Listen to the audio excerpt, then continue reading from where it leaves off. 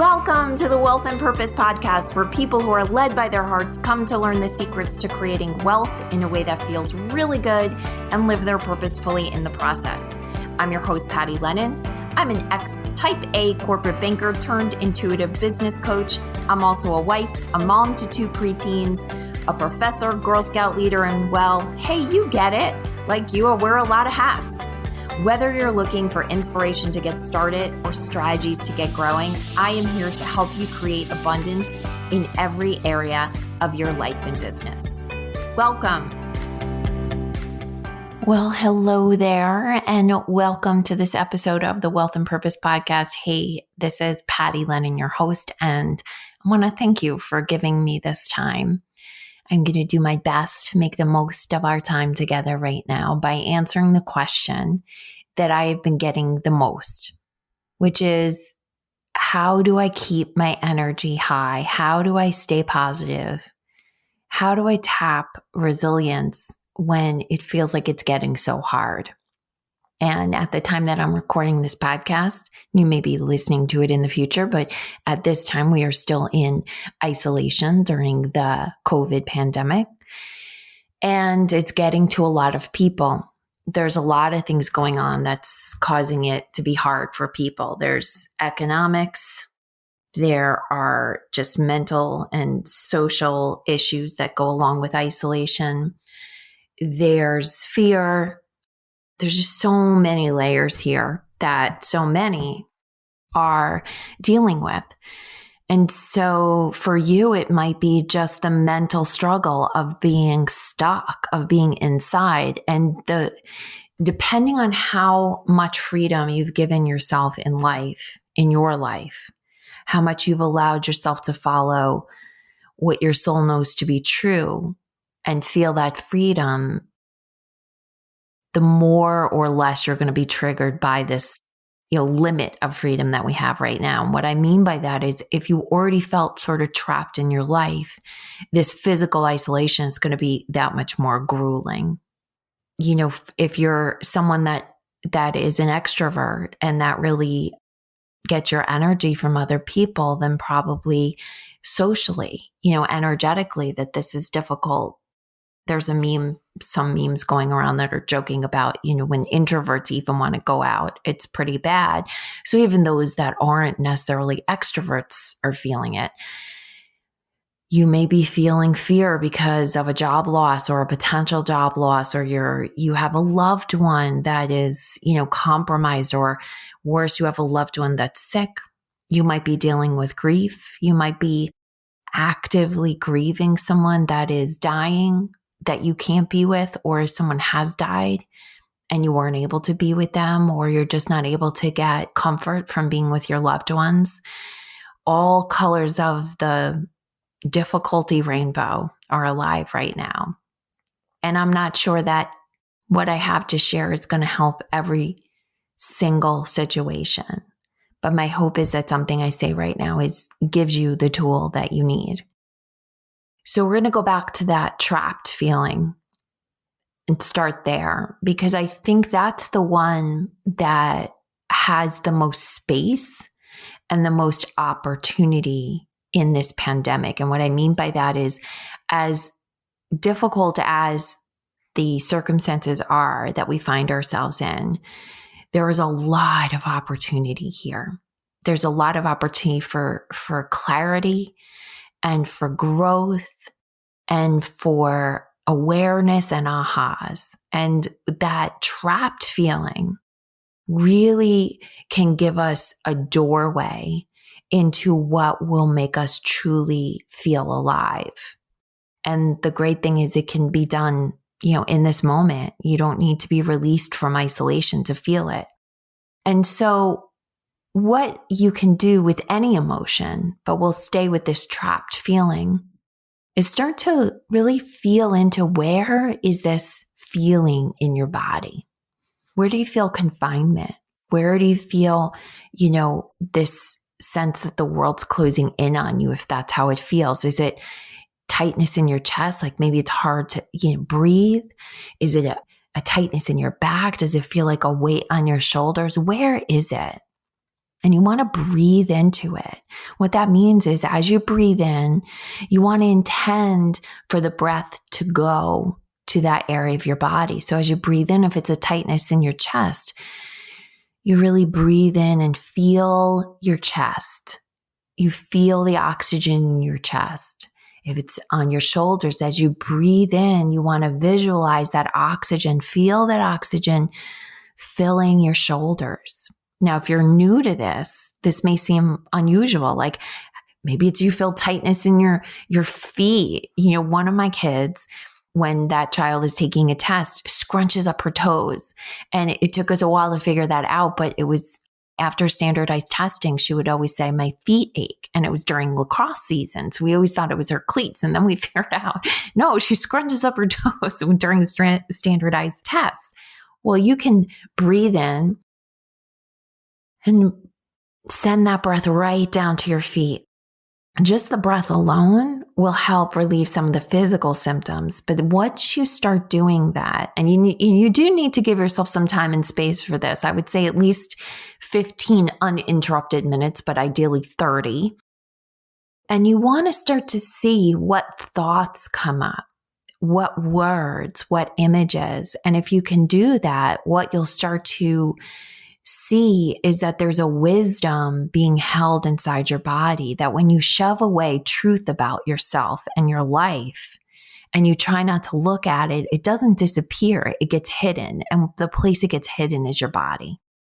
And so if if that trapped feeling is what's keeping you from, keeping your energy from being up, from being able to feel positive, really allowing that to help you get underneath, where do you feel trapped in your life? Is there relationships, your career, all of this? I think there's an amazing opportunity for as scary as it is for some financially to have limited work or to be at home temporarily on furlough. It also gives you a time to see, is this a job that makes me happy? Do I miss this job? Or if I took the money off the table, am I relieved I don't have to go there? Because right now, that's an amazing time to figure out, okay, well, if tomorrow the world opened back up, which job would you want to be going into? And it's okay if you don't know what the job specifically is, but what would you want the environment to be like? What would you want your desk to look like? So really using this as an opportunity to explore. So that's one way that you can take, if the situation that's keeping your energy down is this feeling of trapped, is use this as an exploration. Become an explorer. Become an adventurer in your mind, in your heart, and see what gifts are hiding there about truths about who you want to be and what you want to be and what you want to do. The second place to look in this current environment, but even if we weren't in this current environment, that just works so beautifully, and it's actually exactly where we are in the receiving school right now, is to declutter. And my recommendation is start small, especially if you struggle with decluttering. So for instance, you might want to start with a drawer or a shelf. Or if it's maybe something where you don't need to declutter as much as organized, start with a closet. For instance, I just did my linen closet last week, and organizing my linen closet always makes me feel better. It's not that I necessarily need to declutter in there. It's just that, depending on who puts the laundry away, it can look like a hot mess. And just seeing order can really help. But specifically, if you can declutter and actually get rid of things, even if you're putting them into bags and just storing them, knowing that as soon as you can drop them off for a donation, that they'll be out of your home, can make such a big difference. Right before I started recording this podcast, I actually decluttered my client file drawer. Just pulling clients' files out and shredding them if our contracts are done. And it was such a good feeling. I was just remembering how much each of them had accomplished and just really blessing all the things that they did when we were together. And then thanking them for letting me spend time with them, but really releasing them because we're no longer together. And then, I didn't really think it was going to be that big of a deal to do this. I hadn't done it in a while. So there was, probably clients from 2 years ago in the cabinet. And my intention for doing it was to make space for some learning them doing, to be able to have room to file notes. And it gave me the best feeling of, oh, I have space for more people now, because that drawer had been really packed full. But the reality was that when I cleared out everyone I'm no longer working with, as much as I loved holding on to those notes and remembering how awesome our time was together, the reality is by doing that, I remembered that I have space to help other people. So it doesn't have to be that the thing you're letting go of is, something that's bad or that you don't like. It's just something that's ready to move on. I have a cousin that had a huge t-shirt collection, and finally he decided to just take pictures of all the t-shirts and then release the t-shirts to someone else that can use them. I know there's a company that actually makes quilts out of your t-shirts. So it doesn't mean, if you're decluttering, that the clutter is necessarily not something you loved at one point, or it doesn't mean you don't have affection for it. It means that the physicalness of it is no longer needed, and you can release that to create space for more. One of the exercises we do in the receiving school is clearing a bookshelf. And I tell them, look, if you even just take one book off the shelf and then you donate it or give it to someone, what you do is you create space for more knowledge. You create space for more wisdom, because you're saying, you know what, I've received this. This is good. And now I'm ready to share it, right? So decluttering is a wonderful way to give you something physical to do that really moves energy and moves you towards progress and moves you towards openness. And then I think there's a whole psychosocial issue that's happening, especially in the current situation that we're in. But depending on what's going on in your life, this can happen at any time, where you just find yourself surrounded by a lot of negativity. I was at Target this morning. It's the only time I've gone to Target this whole time. And I went because I heard, rumor had it, that there might be disinfectant wipes. So I got up and I went, when they opened. And gosh, people were just so unhappy. And I found myself kind of being a little triggered because the workers were barking at people. And all of a sudden I realized, you know what? I can be an ambassador right now. I can be an ambassador for kindness, because I have that. I have enough overflow to give. And I just smiled. The woman yelled at me and I said, oh, I'm so sorry. I'm so sorry for making your job harder. And she was yelling at me because I was going to do self-checkout, and I guess I had a bulk item and I wasn't allowed. And she said, didn't you see the sign? And I said, I'm so sorry. I didn't. I really didn't. It was small.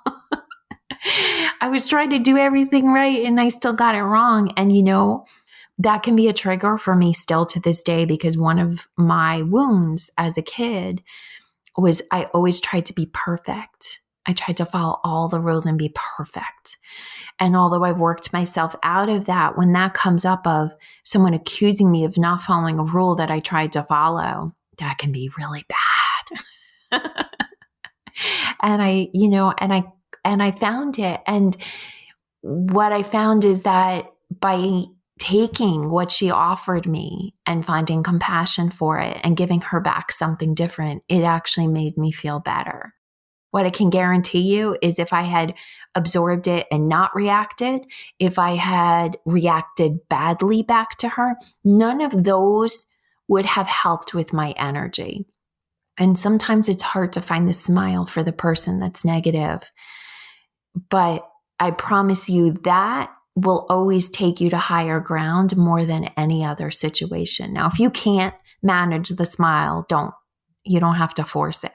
But if you can, you start a ripple effect of kindness and it always comes back. It always comes back to you. I think the most important tool we have also, especially in situations like that, but across all of what we're dealing right now in isolation, but even when we come out of isolation, is to slow down. Which is kind of funny because it probably feels like you're walking through mud anyway, but slow down. Come to this moment. What do you need in this moment?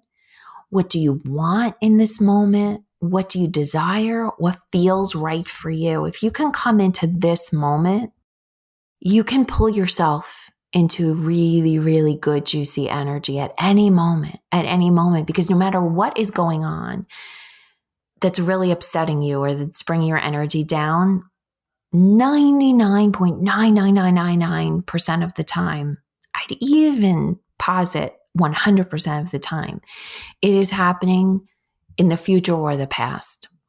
Even if you're looking at a furlough or a job loss, the thing that's causing you pain isn't happening in this moment. It's your fear that you're not going to be able to go back to work. You're not going to be able to pay a bill. Just so many different fears can come up, but they're fears about what's happened in the future, or maybe you're feeling the pain of your boss telling you you're not going to have a job when you feel like you were so dedicated to that company.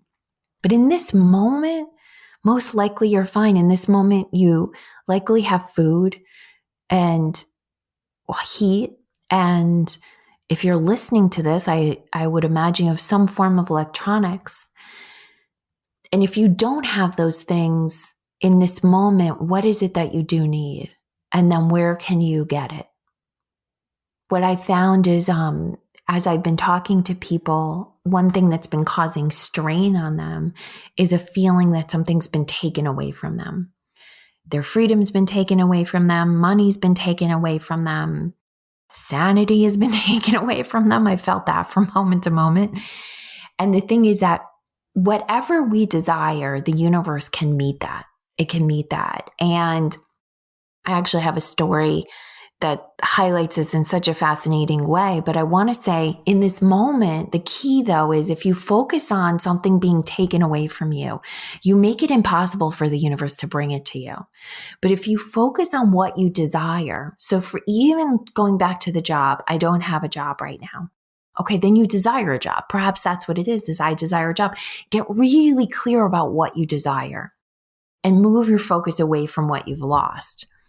In a way that this came up for a lot of people in my world, I spend time with a lot of entrepreneurs because I'm an entrepreneur, because of the networks I belong to, also because a lot of my clients tend to be entrepreneurs. A lot of discussion about the PPP money not getting to them. I didn't get the loan. One person said to me, I wasn't approved. And when we talked more, this was during the first round. They said, I wasn't approved. And I said, oh, you weren't approved? That's odd. Because I knew their situation. And when we talked through it, they said, well, no, I was approved, but there's no more money. And I said, okay. So then you really want to be clear. I was approved and I'm just waiting for the money, right? So get clear. And so many people talking about, I didn't get the money. These large organizations got the money. I talked about it last week in the Stimulus Resentment podcast, or 2 weeks ago. And I said, you want to be clear about what you want. You don't want the PPP money. You want a 1% loan, or you want free money. Decide what it is you desire. You want cheap debt? You want free money? What is it that you want? And so I have been saying over and over again to so many people, if you want 1% debt, then say, I want 1% debt. Almost every day I've said to someone, 1% debt is everywhere. 1% debt is everywhere. And the funniest thing is we need to replace our boiler at some point. And by happenstance, because it's 10 years old, and by happenstance, we happen to be with a neighbor who is also our plumber. And he had just put a unit in a house and he was showing us the house because it's going to be sold. It's on our block and we were checking it out. And he was showing us the boiler and I was like, ooh, it's so pretty. It's quiet. Ours is older. It's loud and it has a water heater right in it. And he was just giving us all the beautiful things about it. He was like, yeah, we can talk about putting one of these in your place. And in my head, I was thinking, do I really want to put cash out right now in the situation we're in, do we want to be making that kind of investment right now, or should we wait a couple of months? I didn't say it out loud to him, but I felt the desire for this beautiful, energy efficient boiler. And he goes, and the great thing is I have a partnership with the energy savings organization in the state we live. It's a government organization, and they are giving 10-year 1% financing. So he's like, it's close to free money. So it was just so funny that here I am saying every day to other people, 1% debt is everywhere. And then there it is. It came to me. Yesterday, I was on a website feeling like I really wanted some flowers, specific flowers, the colors of my brand, for my office, both because I just painted the wall that I sit in, that I do my videos from, and I thought fresh flowers would be really beautiful. And I saw this website, and he had this perfect arrangement, all these beautiful different color roses, and I was like, oh, that's what I want. But as I read the reviews, I saw that the flowers, because the way they're arranged, die after a couple of days, and that didn't feel good. And I'm like, no, what I really want are those roses, those color roses, but I want them to stay alive for a while. I think I want them in a vase. This morning, a person that I had referred a client to just sent me 24 roses that look exactly like the ones that I was looking at. It can happen that quickly. The key is you need to get clear on what you desire. And to me, getting clear on what you desire, getting into the moment, breathing, and allowing yourself to stay here, not jump to the future or the past, that's the key to keeping your energy high. That's the key to finding resilience. I was just telling a story to my book coach because we're working through the final pieces of the No Space for Magic book that I believe we will be releasing in the fall. It's definitely coming soon. And we were looking for a pivot story, the story that sort of embodies where everything changed. And I don't think I'm ever going to find just one, but there is one that really embodies it well. And I've talked about it here. And it was when I launched my first conference, there were so many things that were working against me conceptually. The budget was $45,000 and my husband was out of work and I was still fairly new in business. I think I was producing maybe $50,000 in income, maybe. My mom had died. I had little kids. I had a list of 150 people, certainly not what people would consider to be the size list you want. Or I had a list of 300, but the conference area that I booked, was 150 seats. And I really needed to fill it and sell all those tickets to make the budget. I mean, there were so many things working against me.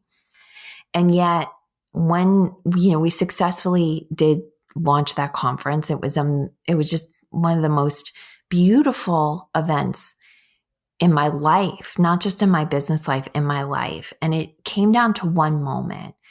And it was a moment where I brought my kids on stage and introduced them to everyone. And what I had explained to them in the months leading up to the conference, when I was not there to put them to bed, when I was out doing speaking engagements to build buzz and doing so many things, I explained to them what sweat equity was. And I said, you're part of my business. Like, you're giving up your story time to help us grow this business. Then that means you're part of it. And when I pull them on stage, I introduce them and I thank them for their investment. And they were also my very first 2 crowdfunders. They were the first 2 people who gave me money in my crowdfunding campaign, which was also part of it. And the looks on their faces and the energy I felt from them was unbelievable. And through all of it, through the months leading up to it, when I was grieving my mom and worrying about money and worrying about whether I would fill this event, and if I'd made the biggest mistake in my life, the one thing that kept me going was picturing bringing my kids up on stage and thanking them. And when I wanted to give up, I would think about that moment. And although I was willing to give up for myself, there was no way I was going to let their sacrifice go to waste. And that moment would always keep me going. And when that moment became a reality, it was so much more spectacular for so many reasons I can't even put into words. I knew I had taught them something. I knew that I had helped them understand that sometimes we don't always get what we want, meaning they didn't always get mom at bedtime. But sometimes we can make small sacrifices for a short period of time and get something much more spectacular. And so if all the other stuff I said here hasn't helped, which is fair, I would say look for a moment in the future that you can hold on to, a beautiful moment, a beautiful future memory that makes you feel like what we've gone through has purpose. And allow that to call you forward. Allow when you get into your darkest moments to think about that and allow it to pull you out and pull you up and let you put one foot in front of the other. That's what gave me resilience. And it works like a charm. I've used it many, many other times with smaller memories, smaller future memories. But I promise you, if you can give yourself the time to get into your heart, to feel what your body and your soul needs you to know right now, which is the gift that this isolation can give us, is that wisdom. If you can breathe, if you can be patient with yourself, stay in this moment, reach for a future moment that's going to be spectacular because of what you're doing, physically, emotionally, mentally declutter. Those are the tools that I'm using right now. Those are the tools I've always been able to use that will lift you up, clear things out, make it easier, guide you in creating resilience. That's what's worked for me. I hope something I've said can work for you. And if you're looking for inspiration, if you're looking to fill yourself up with beautiful words and ideas, then ask the universe for that. Ask the universe to bring that to you. You have so many guides and angels that can help. But the key is you got to ask. You got to ask for exactly what you want. Know it in your heart. Be so clear about it and ask boldly. And I promise it can be delivered to you. The key is you got to know what it is. And then you have to ask. So thank you for letting me spend this time with you. I wish you so much love. I wish you peace. I wish you health. And I hope that if you have pain and suffering or stress in your heart or in your life, that it is lifted. It is lifted, even if it was just for this half hour we spent together, but I hope it is lifted for good. Have a beautiful day. Hey, thanks for listening. And if you know someone who needs to hear this message, please share this podcast with them. And if you're feeling really generous, I'd love for you to leave us a review on your favorite podcast app. It helps us reach many more people, and it fills my heart with so much joy when I hear what you had to say about what you heard. I am cheering for your success. Have an amazing day.